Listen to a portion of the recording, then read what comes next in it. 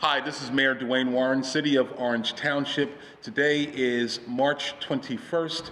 It's approximately 1 p.m. and I'm at the Public Library in Orange, which we have turned into a command center for emergency management in response to the coronavirus. I have with me our OEM personnel, and I want to go through with each of them where we are at this point and the necessity for having a global command center here at the library. You'll see me from time to time move closer or away from each person. I do want to keep social distance, but I want to get the camera to get in and get a full shot and understanding of what each person is saying. Elvin Padilla, you are a 30-year, soon-to-be retired firefighter. You've also worked for OEM for a long time, and now you are in play again. You've done Hurricane Sandy, you've done 9/11, and here you are with the coronavirus. Tell me what we're doing here today and why we have this set up. Well, as of the executive order that you issued regarding the declaration for the city on the 19th, we activated the Emergency Operating Center here at the Orange Public Library. We're just preparing for the worst, hoping for the best. But what we can do is we can operate the entire city instead of individuals. We all come together in this facility and we can run the entire city from here. Okay. I know that you are bilingual. You also habla español. Un poquito. Sí. We also have people on board who speak Creole, who speak other languages important in our emergency management. Correct. Well, we actually have, we're a multi-talented and multilingual staff. The only thing we don't have is sign language, but we're working on that. Okay. And what we do have our sign language person who is in the police department who agreed just the other day to lend his services as well. So we have a full complement for communication. Who's on your immediate staff today and helping you set up this emergency operation? Well, my immediate staff, it couldn't happen without a team effort, Mayor. And I'm very grateful that we have so much talent in this city.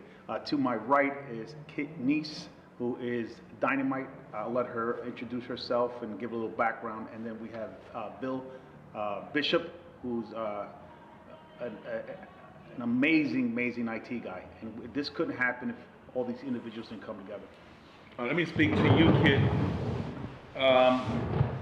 Your expertise is varied. You've done federal, state grants, you've done water operations, you've done emergency management. Now you're here in Orange as part of the emergency management team. What role are you playing here today, and how important is this setup for our emergency management? Assistant coordinator with Deputy Padilla in order to get the initial IT, telecommunications, and operations up and running. Now, in this space, this is the library, this is the main room of the library. You've turned it into sort of a command center. To the back of me, describe what resources we have there.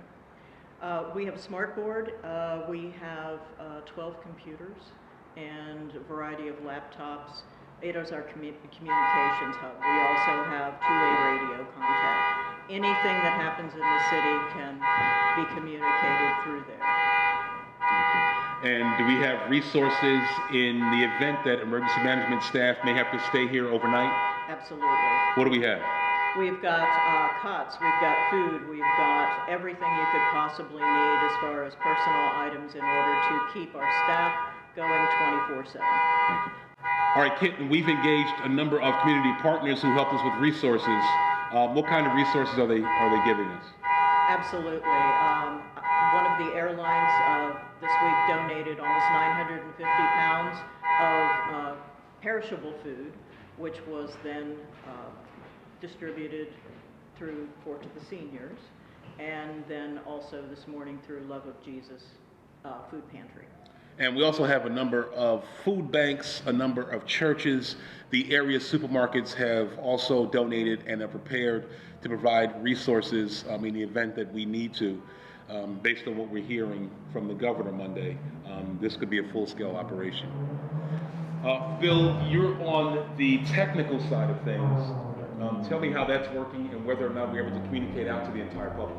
Okay, we set up your mapping, modeling, we set up the COVID-19 state and federal as well as local. Now, when you say mapping, what does that mean? It means we can map where all of the COVID virus locations are from the health department. And they have a dashboard showing you how many cases are in your city, as well as the county, as well as the state, as well as the federal. So we go all the way up to federal, and then we go up to worldwide if we need to. And how are you keeping in touch with what's happening on the federal level and from the governor's office and keeping us current here in Orange? We've been going by cell phone, we go by internet, we can go by push notifications come from the CDC, from the governor's office, from the state and the county, as well as local. And are you communicating with our internal communication staff so that we go out to the public? That's correct.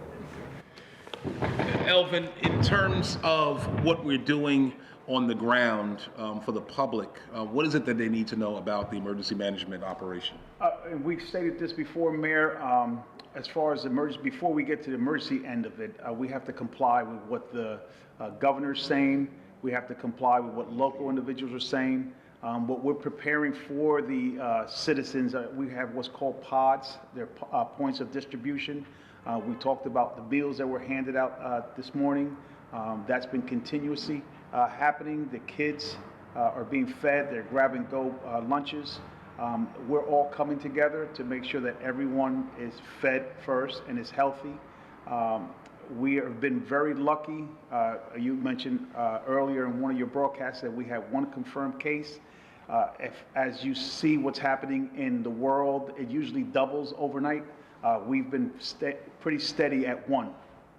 But I understand we have about 5 or 6 people being tested. Correct. Nothing has been confirmed yet. We will our health officer usually receives information from the CDC once it's confirmed. It's business as usual, Mayor. We don't treat anybody differently. We just take precaution. Now, we have started to put out our fleet of vehicles for emergency, is that for transportation for patients, or is that just for food and resources to the public? Okay, so what we have, Mayor, are called runners. We can't have everyone in the EOC because... And what's the EOC? EOC is the Emergency Operating Center, which is the library. So what we have is external sources that we can rely on called runners. So if we deem it necessary to get a meal to someone or a supply to someone, we'll contact our external runners, and they will take care of that stuff, take care of that for us. Now, you've expanded your emergency management staff.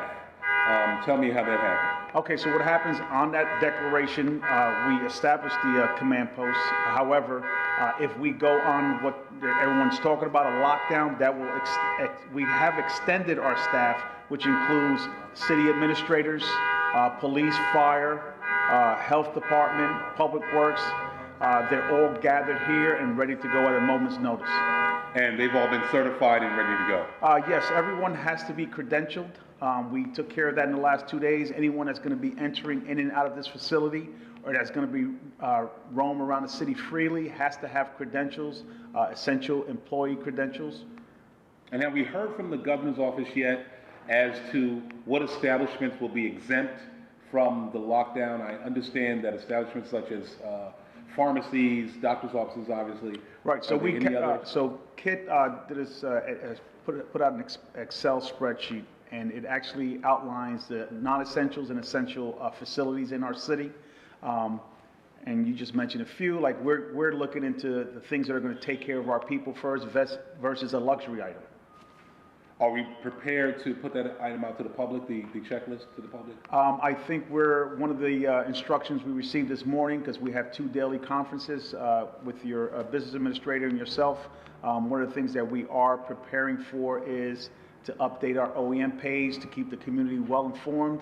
That most likely will be out there along with the declarations that happen in the local and county and the state level. Very good. We're here at the command center, the public library, and at this point, we're prepared for a full lockdown. The resources are here, the expertise is certainly here, the technology is here as well. I urge all of the public to keep informed, to make sure that you watch Channel 35, make sure you check the YouTube from the city's website to keep yourself fully informed. I'm going to go back to Padilla to discuss what phone numbers will be relevant for the public to call for updates information. So currently, Mayor, the way you reach the EOC, we're working on getting more dedicated lines, but currently you can use 973-747-9332.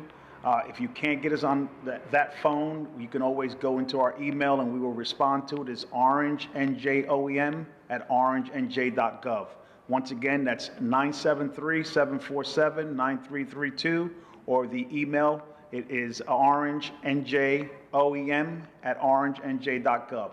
We are also on the city website. We will have our emergency management page updated and full of important information and directions and instructions. Thank you, Elvin. To the extent possible, you can also contact the mayor directly. My number is 862-373-0025. You'll see all those numbers and email addresses on the screen.